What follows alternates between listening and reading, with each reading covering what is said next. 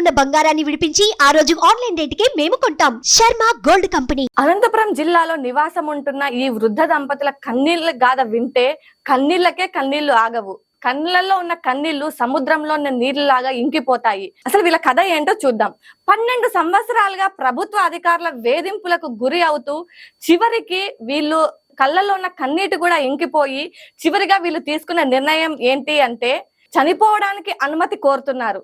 చనిపోవడానికి అనుమతి కోరుతున్నారు అంటే వాళ్ళు ఎంతటి పరిస్థితికి వచ్చారు అన్నది మనం అర్థం చేసుకోవచ్చు. అసలు వాళ్ళకి ఆ పరిస్థితి రావడానికి కారణం ఏంటి, ఎవరి వల్ల వీళ్ళు ఇంత బాధపడుతున్నారు, అసలు వీళ్ళ బాధకి కారణం ఏంటి అని ఇప్పుడు ఆ వృద్ధ దంపతులను అడిగి తెలుసుకుందాం రండి. నమస్తే పెద్దాయన. నమస్తే అమ్మ.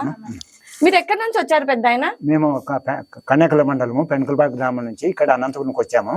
పిల్లల్ని చదివించుకుంటూ చేసుకుంటూ స్థలం తీసుకుని భవనం కట్టినాము. భవనం కట్టేటప్పుడు 2014లోన ఫస్ట్ ఇంకా స్టార్టింగ్లోనే బీసీ వెల్ఫేర్ హాస్టల్ వాళ్ళు వచ్చినారు.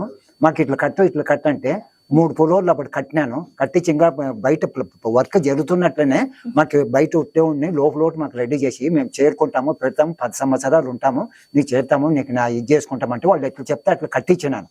కట్టించి చేసినాను. ఉన్నారు 2 సంవత్సరాలు ఉండి మళ్ళీ మేము ఖాళీ చేస్తామంటే నేను ఖాళీ చేయకూడదు, 10 సంవత్సరాలు ఉంటామని చెప్పేసి నేను ఇంత ఖర్చు పెట్టి మీరు చెప్పినట్లు కట్టించి చేసి పెట్టి ఇది చేస్తే మీరు ఇప్పుడు ఖాళీ చేస్తామంటే ఎట్లా ఏం కథ అని నేను ఆ రోజే దౌర్జన్యం చేసి ఇది చేసి ఖాళీ చేయకూడదు, నాకు ఉండాలా, నేను చెప్పినట్లు మీరు కట్టించినాం కదా, నాకు ఇప్పుడు చెడిపోతే నేను లోన్లు ఇవన్నీ బ్యాంకులో అప్పులు తీసుకునేది ఎట్లా ఏంటంటే లేదు మళ్ళీ మేము ఎస్ఆర్లు తీసుకుంటాము అని చెప్పేసి వాళ్ళు మాట ఇచ్చి ఇచ్చేసుకున్నాక మళ్ళీ ఎస్ఆర్లు చేరుతామని చెప్పేసి వాళ్ళు మళ్ళీ నాతో మళ్ళీ సార్ కలర్ వేపించి పెయింట్ వేయించి మళ్ళీ ఖర్చు పెట్టించి మళ్ళీ 6 నెలలు బాడికి చేరుతామని 6 నెలలు 8 నెలలు అప్పుడు ఖాళీ పెట్టించి అప్పుడు చేరుకోకుండా ఇది చేసుకోకుండా అప్పుడు వాళ్ళు మోసం చేసినారు. మళ్ళీ అప్పట్లోనే నేను చంద్రబాబు అంటే ముఖ్యమంత్రి తప్ప నేను మా భార్య విజయవాడకు పోయినాం. విజయవాడకు పోయి నారా లోకేష్ మంత్రిగా ఉన్నాడు. మంత్రిగా ఉంటే అక్కడ లెటర్ ఇచ్చినాను. లెటర్ ఇచ్చి 6 నెలల బాడికి ఆ పెద్దానికి ఇవ్వండి అని కలెక్టర్ ఆఫీస్కి లెటర్ పంపినారు. కలెక్టర్ ఆఫీసులో లెటర్ పంపితే కూడా ఆ డబ్బు ఇవ్వలేదు, ఏది ఇవ్వలేదు. అంతా తీసుకొని అంతా కలెక్టర్ ఆఫీసులోనో వాళ్ళంతా మోసం చేసుకుంటే ఇట్లే చేసుకుంటే వచ్చినారు. వస్తూ లాస్ట్కి ఏమైపోయింది, నాకు ఇంకా లాస్ట్కి చేత కాకోకుండా అయిపోయింటే అప్పుడు మళ్ళీ సార్ అప్పుడు వీరపాడిని కలెక్టర్ ఉంటే అదంతా మొత్తం ఎన్క్వైరీ వేసి ఇది చేస్తే వాడు 1.5 లక్ష రూపాయలు రామచంద్ర రెడ్డి అనే ఆయన 1.5 లక్ష రూపాయలు దాంట్లో లంచం తీసుకొని ఆ బాడీలో కూడా తీసుకొని ఆయన అప్పట్లోనే సస్పెండ్ చేసిండే మళ్ళీ ఆయన ఉండుకొని ఏమొచ్చా నువ్వు నన్ను సస్పెండ్ చేయించినావు, నీకు ఎట్లా న్యాయం చేస్తాను నేను అని చెప్పేసి వచ్చి ఆయన కాళ్ళు పట్టుకొని ఇది చేసుకుంటే మళ్ళీ నేను ఆ కేసు విత్డ్రా చేసుకున్నాక మళ్ళీ నీకు పెడతాం పెద్ద అని చెప్తే సరే అని చెప్పేసి వాళ్ళు చేరుకోకుండా అట్లా మోసం చేసుకుంటూ వచ్చారు. అసలు మీరు బిల్డింగ్ ఎవరికి ఇచ్చారు పెద్దాయన? బీసీ వెల్ఫేర్ వాళ్ళు వచ్చి ఫస్ట్ మనం కడతా ఉన్నట్లే ఇంకా కట్టేదానికే వచ్చేసి వాళ్ళు 2014లోన అప్పుడు చంద్రబాబు నాయుడు ప్రభుత్వం వచ్చింది. అప్పటికే వచ్చి మనకు ఇట్లా కట్టి అంటే అట్లా కట్టించినాను. అంటే వాళ్ళే వచ్చి మిమ్మల్ని అడిగారు ఇలా కట్టించండి మాకు అవసరం ఉంది మేము అధికారులు ఏ విధంగా అడిగారు మిమ్మల్ని? అంటే రాతపూర్వకంగా అడిగారా, మాటల పూర్వకంగా అడిగారు. మళ్ళీ మనం చేరినాక నేను 10 ఏళ్ళు అగ్రిమెంట్ చేసుకుంటాము అన్న మాట చెప్పినారు, చేసినారు. వాళ్ళంతా చేరుకున్నారు, పెట్టినాక చేసుకున్నాక మళ్ళీ సారి ఖాళీ చేస్తామన్నారు. 2 హాస్టల్ 1 హాస్టల్ చేస్తామంటే చేయకూడదు, మాకి నువ్వు 10 సంవత్సరాలు ఉంటానన్నావు కదా, దానికోసమే నేను కట్టించి ఇచ్చేసినాను. మీరు ఎలా కట్టారు? మీ సొంత డబ్బేనా అప్పులు తెచ్చి? నేను బ్యాంకులోనే తెచ్చుకొని బ్యాంక్ లోను తీసుకున్నాను, సొంత డబ్బు పెట్టినాను, ఆడేడ వడ్డీకి తీసుకొని వచ్చి అప్పుడు 3 ఫ్లోర్లు కట్టినాను. 3 ఫ్లోర్లు కట్టి ఇచ్చేసినాను. వాళ్ళు చెప్పినట్లు నేను కట్టించి ఇచ్చేసినాను. వాళ్ళు చేరినారు, పెట్టినారు, ఉన్నారు. ఎన్ని సంవత్సరాలు ఉన్నారు వాళ్ళు?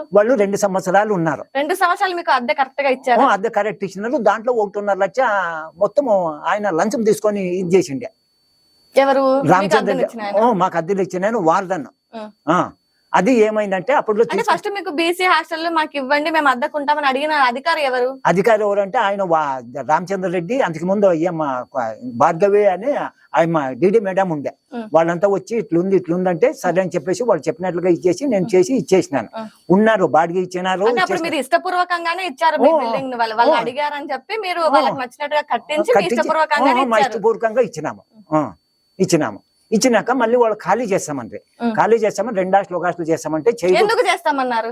అప్పట్లోనే పిల్లలు తక్కువ ఉన్నారు 2,00,000 చేస్తామంటే చేయకూడదు. నాకు మీరు 17 సంవత్సరాలు ఉంటామన్నారు కదా, వేరే బిల్డింగ్ ఉంది కదా, మీరు దాని ఖాళీ చేసి నా దాంట్లోకి రండి. నన్ను ఇప్పుడు కొత్తగా కట్టించిందాన్ని నేను ఇప్పటికే అప్పులు తెచ్చుకొని కట్టి మీరు చెప్పినట్లు కట్టించినాను. నాకు 2 సంవత్సరాలు ఉంటే నేను ఏమైపోలా ఇట్లా అంటే లేదులే మళ్ళీ మేము ఎస్టాస్లో తీసుకుంటాము అని చెప్పేసి వాళ్ళు వచ్చి ఎస్టాస్లో వచ్చి మళ్ళీ దాన్ని మళ్ళీ ఎస్టిమేట్ ఇచ్చి మళ్ళీ దాన్ని ఇట్లా చేపి అట్లా చేపి అంటే మళ్ళీ ఈసారి నేను అప్పుడు మళ్ళీ ఖర్చు పెట్టుకుని అప్పుడు సుమారు 2-3 లక్షలు ఖర్చు పెట్టుకుని చేపించినాను. సరే పెద్ద జరిగింది ఏదో జరిగింది. బీసీ వెల్ఫేర్ ఆఫీస్ వాళ్ళు వస్తామన్నారు, రాలేదు, నమ్మించి మోసం చేశారు.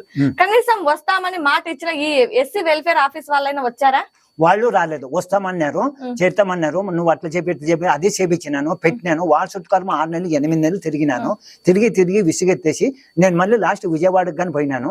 అప్పుడు లోకేష్ మంత్రిగా ఉండే, అప్పుడు చంద్రబాబు నాయుడు గారు మినిస్టర్ గా ఉండే అక్కడ కలిసినాను. అప్పటికన్నా నాకు లెటర్ ఇచ్చినారు. ఆ పెద్ద 6 నెలలు 8 నెలలు బాడిగ అయింది. ఆ లెటర్ గాని ఇచ్చినారు, ఇది చేసినారు.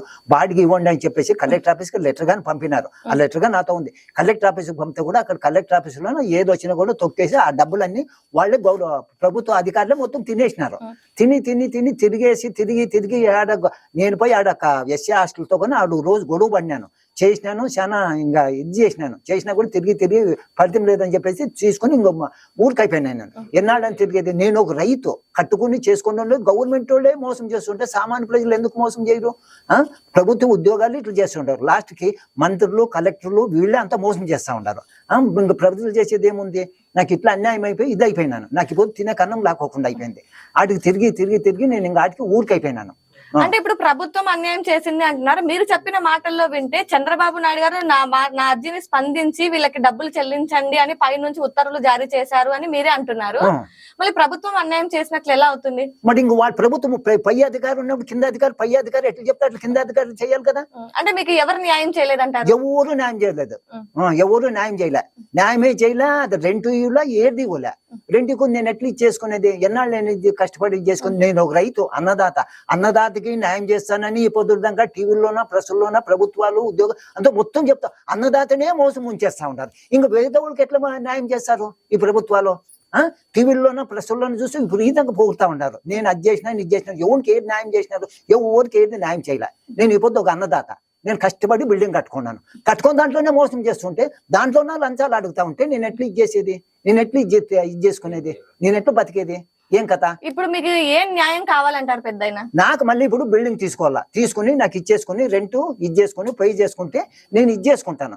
నాకు ఇప్పుడు నేను అప్పు కట్టుకునేది బ్యాంక్ వాళ్ళు వచ్చినారు, యాలు వేస్తామన్నారు బిల్డింగ్. మొన్న వచ్చి ఇది చేసినారు. ఎన్నిసార్లు నేను అప్పు కోసి దాన్ని కట్టుకుంటూ తిరుక్కుంటూ వచ్చినాను. ఈ పొద్దుదాకా ఇట్లా అయిపోయింది నా జీవితం అంతా. ఎన్నాళ్ళని ఇట్లా బతికేది? దాని నుంచి నాకు ఒక్కోసారి ఏదన్నా తాగి చచ్చిపోయి అక్కడే పోయి ఇది చేసుకుందామా అనేది అట్లా అంత మనసు వచ్చి పేర్చింది. ఎన్నాళ్ళు బతికినా ఇదే కదా అని చెప్పేసి దాని నుంచి ఆడదాకా వచ్చింది నా వ్యవహారం. అంటే ఇప్పటి వరకు మీరు చాలా అధికారుల దగ్గరికి వెళ్ళామన్నారు. మీకు వాళ్ళ నుంచి ఎలాంటి స్పందన వచ్చింది? ఎలాంటి స్పందన? అక్కడి నుంచేమి మొన్న ఏమైంది, మళ్ళీ ఈసారి మొన్న కమిషనర్ని కలిసినాను. కమిషనర్ ఇక్కడ కలెక్టర్ కి ఫోన్ చేసినాడు, చెప్పినాడు. ఇక్కడ ఆయనకి కుసుబా కొట్టడానికి ఆయనకి చెప్పినాడు. చెప్తే ఆయమ్మ చాలా అసాధ్యురాలంటే అసాధ్యురాలు. మొత్తం మోసం చేస్తా ఉంది మనుషుల్ని. మోసం చేసి మొత్తం నాతో మన డబ్బులు కానీ మధ్యస్థుల మనుషుల నుంచి డబ్బులు తిని చేసి 40,000 ఇచ్చాను. ఎవరికి ఇచ్చారు? ఓ మహేష్ నాయక్ అని. నేను మధ్యలో ఉండి ఫస్ట్ వాడే బిల్డింగ్ అంతా ఇది చేపించి నేనే చేరిస్తాను పెడతానని చెప్పేసి వాడే చేరించింది, వాడే గబ్బు లేపింది వాడే చేపించి పెడతానని చెప్పేసి. మొదటగా మిమ్మల్ని డబ్బులు అడిగింది ఎవరు పెద్దయినా? ఈయమ్మ లోపల అంతా మొత్తం బయట వాళ్ళతో తీసుకోదు. పక్క మనిషి నుంచి ఆమె ఎవరు? ఈయమ్మ కుసుబా కోటాని, సుహాసిని మేడము, భాస్కర్ వారు అని వాళ్ళు 4 వచ్చినారు.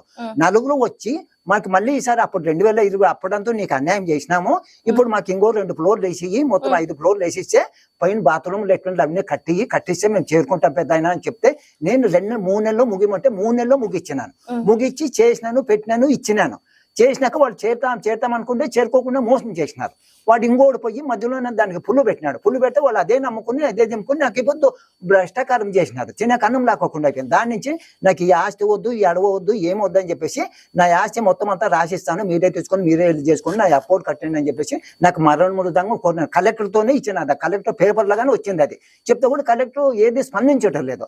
పై అధికారులను కలిసినాను, అర్జీలు ఇచ్చినాను, అంతా ఇచ్చినాను.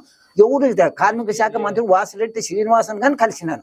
కలెక్టర్ యూనివర్సిటీ సార్ కలెక్టర్ ఉన్నప్పుడు ఆయనకి ఫోన్ చేసినాడు, ఆ పెద్ద న్యాయం చేయండి అని చెప్పినాడు. న్యాయం జరగలే. మొన్న కమిషనర్ని కలిసినాను.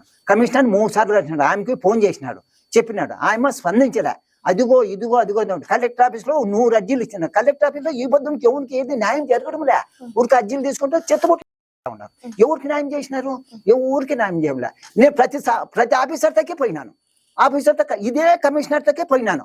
కమిషనర్ సత్యనారాయణరావు కమిషనర్ విజయవాడకి పోయినాను. సార్ నాతో ఇట్లా డబ్బు తీసుకొనింది, ఆమె తీసుకొని ఇది చేసింది, నువ్వే మాట్లాడు సార్ ఇట్లా అంటే ఆయన కమిషనర్కే తప్పు నువ్వు ఒదికిస్తా ఉంది. ఆయన ఒకసారి అనుమానం వచ్చి ఆయనకి అనుమానం వచ్చేసి మళ్ళీ కలెక్టర్కి ఈయనకి ఫోన్ చేసినాడు.